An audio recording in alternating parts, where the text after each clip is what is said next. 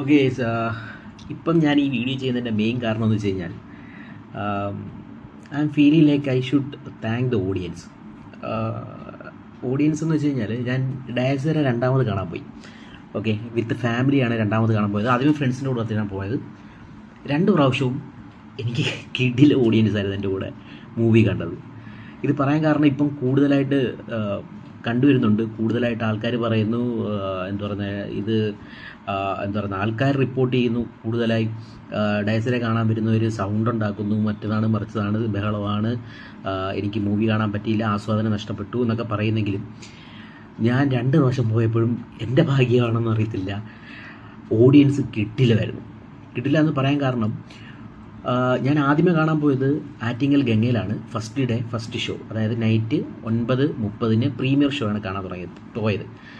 Premium show premium ആണെന്ന് അറിയാതെയാണ് ഞാൻ ചെന്നത്. പക്ഷേ ഞാൻ ചെന്നപ്പം ഗംഗയിൽ എനിക്ക് തോന്നുന്നു അവിടുത്തെ സംഭവങ്ങളെല്ലാം സെറ്റപ്പ് ചെയ്തിട്ട് പുതുതായിട്ട് എല്ലാം അപ്ഡേറ്റ് ചെയ്തതിന് ശേഷം സീറ്റും സ്ക്രീൻ മാറിയോന്നറിയില്ല, but still screen was good.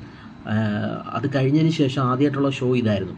അതുകൊണ്ടാണെന്നറിയില്ല, ആൾക്കാരെല്ലാം കയറി വരുന്നിടത്ത സമയത്ത് മൊത്തം ഫോട്ടോസും ബഹളവും, ആ സമയത്ത് ലൈറ്റ് ഷോയും ഡാൻസും പാട്ടും ഒക്കെ ഉണ്ടായിരുന്നു. ഓക്കെ, അപ്പം അതാണെന്ന് കരുതി ആ സമയത്താണ് ഞാൻ കരുതിയെന്ന് വെച്ച് കഴിഞ്ഞാൽ ഇത് മഹാ അലമ്പായി പോകുമെന്നാണ് ഞാൻ കരുതിയത്.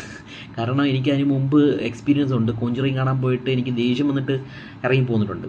കാരണം അത്രത്തോളം കമൻ്റടിയും കാര്യങ്ങളൊക്കെ കേട്ടിട്ട് നമ്മൾക്ക് ആ മൂഡ് സ്പോയിലായിട്ട് ഇറങ്ങി വന്നിട്ടുണ്ട്. അപ്പോൾ ഇതും അങ്ങനെ ആയി പോവും എന്ന് വിചാരിച്ചിട്ട് ഞാൻ ഫ്രണ്ടിൻ്റെ അടുത്ത് പറയുകയും ചെയ്തു, ഞാൻ ഇറങ്ങി പോവാണ്, ഇങ്ങനെ കണ്ടിട്ട് എനിക്ക് ആ പടം കാണാനുള്ള ആ ഒരു ഇത് പോകാൻ ചാൻസസ് ഉണ്ട്, അതുകൊണ്ട് ഞാൻ നിർത്തി പോവാണെന്ന് പറഞ്ഞപ്പോൾ അവനാണ് എന്നെ പിടിച്ചിരുത്തി, നോക്കാം കുറച്ച് ഇൻ്റർവെൽ വരെങ്കിലും നോക്കാം എന്ന് പറഞ്ഞ് അവനാണ് എന്നെ പിടിച്ചിരുത്തിയത്. പക്ഷേ സർപ്രൈസിംഗ്ലി എല്ലാവരും കിഡിലെ ഓഡിയൻസ് ആയിരുന്നു. പടം തുടങ്ങി ഒരു കുറച്ച് നേരം കഴിഞ്ഞപ്പോഴത്തേക്ക് എല്ലാവരും സൈലൻ്റായി. Complete throughout the movie അവിടെ ഇവിടെയൊക്കെ ഇറങ്ങി ചെറിയ കമൻ്റ് അടി. അത് ഞാൻ കാര്യമാക്കുന്നില്ല, കാരണം പേടിപ്പിക്കുന്ന സീനുകളിലല്ല കമൻ്റ് അടി. പേടിപ്പിച്ച് കഴിഞ്ഞതിന് ശേഷം അല്ലെങ്കിൽ എന്തെങ്കിലും ജംസ്കെയറൊക്കെ വരുന്നതിന് ശേഷം അവർ ആ പേടിച്ചതിനെ കുറിച്ചാണ് സംസാരിച്ചത്. ഒയ്യോ പേടിച്ചു പോയി, നിൻ്റെ കൂട്ടത്തിക്ക് എനിക്ക് പോയി, അവിടത്തേക്കാൾ കൂടുതൽ പേടി നിൻ്റെ അടുത്താണ് എന്നും അവസാനമൊക്കെ ഒരു മണ്ണ കൈയെടുക്കുന്ന സമയത്ത് ഒഴി അതൊക്കെ എന്ന് വെച്ച് കഴിഞ്ഞാൽ അകത്തുനിന്ന് വന്നതാണ്. ഓക്കെ, അതൊന്നും ഞാൻ ഒരു കമൻ്റ് അടിയായിട്ടൊന്നും കൂട്ടുന്നില്ല. അത് അകത്തുനിന്ന് പേടി അല്ലെങ്കിൽ ആ ഒരു മൊമെൻ്റ് എൻജോയ് ചെയ്ത് അല്ലെങ്കിൽ ആ മൊമെൻറ്റിലുള്ള ആ ഒരു ഇമോഷൻ കൈകൊണ്ടിട്ട് വന്ന സാധനമാണ്, ഓട്ടോമാറ്റിക്കായിട്ട് വന്നത്. അതുകൊണ്ട് അതൊന്നും ഞാൻ അതിൽ കൂട്ടുന്നില്ല. But still throughout the movie ആദ്യം തൊട്ട് അവസാനം വരെ കിഡിൽ ഓഡിയൻസ് ആയിരുന്നു. ഒരു അക്ഷരം പോലും ബാക്കിയൊന്നും സംസാരിക്കാതെ നോക്കിയിരുന്ന് പടം കണ്ട് സന്തോഷത്തോടെ എഴുന്നേറ്റ് പോയ കിഡിലെ ഓഡിയൻസ് ആയിരുന്നു. I M thankful for them. And then ഞാൻ രണ്ടാമത്തെ പ്രാവശ്യം കണ്ടത് കായംകുളത്ത് SV സിനിമാസിൽ. അവിടെയും സെയിം ഓഡിയൻസ് മീൻസ് അവിടെ കുറച്ചും കൂടെ ആൾക്കാർ കമൻറ്റ്, അത് കൂടുതൽ ഫാമിലി ഓഡിയൻസ് ആണ് കൂടുതലും വരുന്നത്. അതിൽ ഒരുത്തനുണ്ടായിരുന്നു പുറകിലിരുന്നതിന് ഇടയ്ക്ക് പേടിക്കുന്ന സീൻ വരുമ്പോഴത്തേക്ക് ഒരു വിസിലടിയൊക്കെ ഉണ്ടായിരുന്നു. പക്ഷെ അവന് കമ്പനി ഇല്ലാതായിപ്പോയി, മനസ്സിലായില്ലേ? അവൾ കമ്പനി ഉള്ളപ്പോഴാണ് കൂടുതൽ ബഹളങ്ങൾ കൂടുതലായിട്ട് വരുന്നത്. അവന് കമ്പനി ഇല്ലാതായിപ്പോയി, ചെറിയൊരു വിസിലൊക്കെ അടിച്ചങ്ങ് പോയി ആൾ. പക്ഷെ അത് മൂഡ് സ്പോയിലൊന്നും ആയില്ല. ചെറിയ 1-2 സ്ഥലങ്ങളിൽ തുടങ്ങി വെച്ചെങ്കിലും പിന്നെ ആ കമ്പനി ഇല്ലാത്തതുകൊണ്ട് അത് ഏറ്റില്ല. ഓക്കെ, അത് ഒഴികെ പിന്നെ ഒരു പെൺകുട്ടി ക്ലൈമാക്സിനോട് അടുത്തപ്പോൾ പേടി വന്നതിന് ശേഷം തൊട്ടടുത്തിരുന്നാണ് ഫോൺ എടുത്ത് വാട്സപ്പ് നോക്കാൻ തുടങ്ങി ഫുൾ ബ്രൈറ്റ്നസ്സിൽ.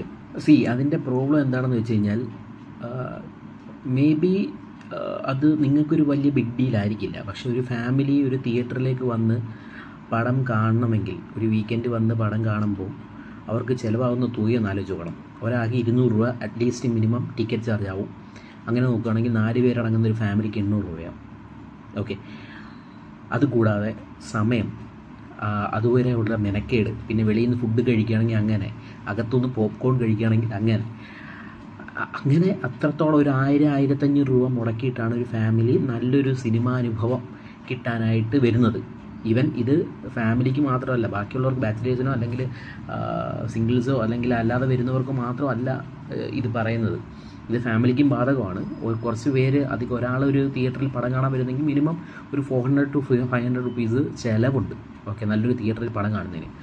അപ്പോൾ അത്രയും സമയവും മെനക്കെടുത്തി അത്രയും ദൂരം വണ്ടി ഓടിച്ച് അത്രയും മെനക്കെട്ട് വന്ന് പടം കാണുമ്പോൾ അതിൻ്റെ ഇടയ്ക്ക് ഒരാൾ വന്ന് ഒരു മൊബൈൽ ഓണാക്കി വെച്ച് കഴിഞ്ഞാൽ എന്താ പ്രശ്നം എന്ന് വെച്ച് കഴിഞ്ഞാൽ അവർക്ക് പ്രശ്നം ഉണ്ടായിരിക്കില്ല, ഈ ഒരു തൊട്ട് പുറകെ ഇരിക്കുന്നവർക്കും പ്രശ്നം ഉണ്ടായിരിക്കില്ല. പക്ഷേ ഒരു ഡയഗണലി നോക്കുമ്പോൾ ഫ്രണ്ടിൽ നിന്ന് തിയേറ്ററിലെ ആ സ്ക്രീനിൻ്റെ ലൈറ്റും ഫ്രണ്ടിൽ ഇരിക്കുന്ന ആൾ ഓണാക്കി വെച്ചിരിക്കുന്ന മൊബൈലിൻ്റെ സ്ക്രീനിൻ്റെ വെളിച്ചവും വരുമ്പോൾ ഡിസ്ട്രാക്ഷൻ ഉണ്ടാവാൻ ചാൻസസ് അല്ല, ഡിസ്ട്രാക്ഷൻ ഉണ്ടാവും. വലിയൊരു സ്ക്രീനിൻ്റെ സൈഡിലൊരു മൂലയ്ക്കായിട്ടൊരു വെളുത്ത വേറൊരു സ്ക്രീൻ കാണുമ്പോൾ തീർച്ചയായിട്ടും ഡിസ്ട്രാക്റ്റഡ് ആവും, പടം മര്യാദയ്ക്ക് ആസ്വദിക്കാൻ പറ്റില്ല. എന്താ നമ്മൾ ഓട്ടോമാറ്റിക്കായിട്ട് ഇപ്പം അടുത്തിരുന്നൊരു മൊബൈൽ ഒരുത്തരം ഓണാക്കിയാൽ തന്നെ നമ്മൾ ഓട്ടോമാറ്റിക്കായിട്ട് കണ്ണ് ചിലപ്പോൾ നമുക്ക് അങ്ങോട്ട് പോകും, നമുക്ക് വേറെ ഒന്നും ചെയ്യാനില്ലെങ്കിൽ. തിയേറ്ററിൽ വേറെ ഒന്നും ചെയ്യാനില്ല, പടം കാണുക എന്നുള്ളത് മാത്രമാണ് നമുക്ക് ജോലിയുള്ളത്. അവിടുന്ന് വേറെ ലൈറ്റും കൂടെ വരുമ്പോൾ നമ്മൾ ഓട്ടോമാറ്റിക്കായിട്ട് അങ്ങോട്ട് പോകും, അത് സ്വാഭാവികമാണ്. അപ്പം നമ്മൾ ഒരിക്കലും വേറൊരാൾക്ക് ഒരു ബുദ്ധിമുട്ടാവരുത് ഒരു പബ്ലിക് സ്പേസിൽ. ഓക്കെ, അതാണ് നിങ്ങൾ ശ്രദ്ധിക്കേണ്ടത്. ഈ കുട്ടിയുടെ അടുത്ത് ഞാൻ ആദ്യമേ ഓണാക്കിയപ്പോഴേ ബ്രൈറ്റ്നസ് കൂടുതലായിരുന്നു.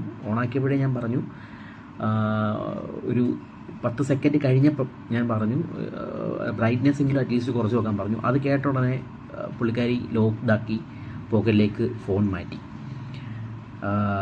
Thank you for that. Actually പറഞ്ഞ ഉടനെ തന്നെ കാര്യം മനസ്സിലാക്കി പെട്ടെന്നത് ആക്ട് ചെയ്തു എന്നുള്ളതാണ്, അല്ലാതെ എൻ്റെ അടുത്ത് തർക്കിക്കാനൊന്നും വന്നില്ല.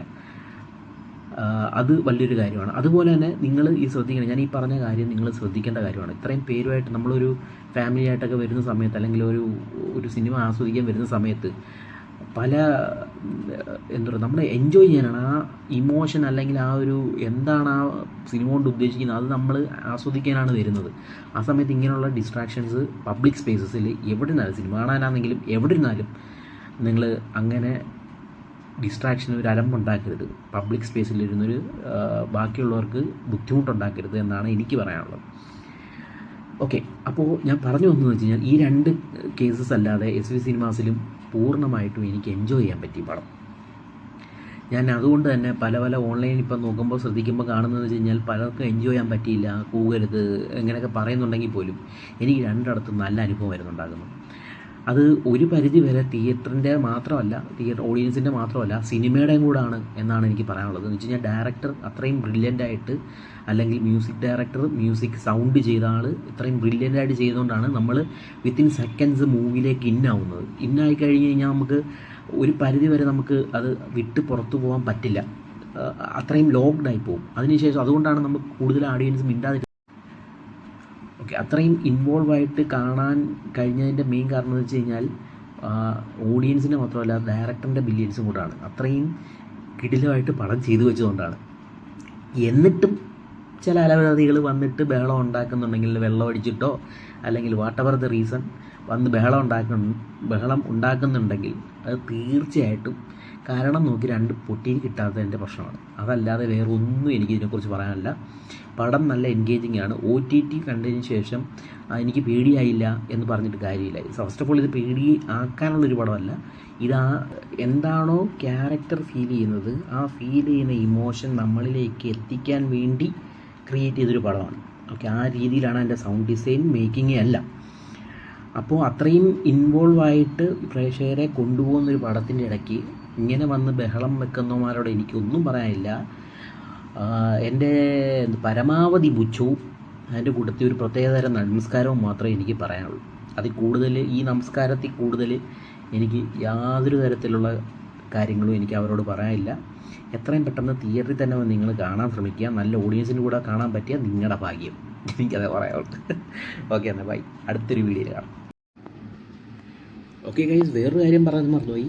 എന്തായാലും ഇന്നത്തെ കണക്കനുസരിച്ച് 50 കോടിയും കഴിഞ്ഞ് 71 കോടി രൂപ DSRA കളക്ട് ചെയ്തിട്ടുണ്ട്. അത് ഭയങ്കര ഒരു കാര്യമാണ്. 50 കോടി ക്ലബ്ബിൽ കയറുക മാത്രമല്ല, ഹാട്രിക്കായിട്ട് 50 കോടി ക്ലബ്ബിൽ കയറിയ പ്രണവിന് എല്ലാവിധ ആശംസകളും നേരുന്നു. ഇനിയും കൂടുതൽ നല്ല പടങ്ങൾ ഇതുപോലെ മലയാളത്തിൽ വരട്ടെ. അതിന് അടുത്തത് നമ്മുടെ ദുൽഖർ സൽമാൻ്റെ കാന്തയാണ്. നമുക്ക് അതിനു വേണ്ടി വെയിറ്റ് ചെയ്യാം. മമ്മൂട്ടിയുടെ കളങ്കാവൽ വരുന്നുണ്ട്, അതും കാണണം. എന്തായാലും മലയാള സിനിമ ഓരോ പടം കയറുന്നതനുസരിച്ച് കയറി മുകളിലോട്ട് വരട്ടെ എന്ന് ആശംസിച്ചുകൊണ്ട് ബൈ.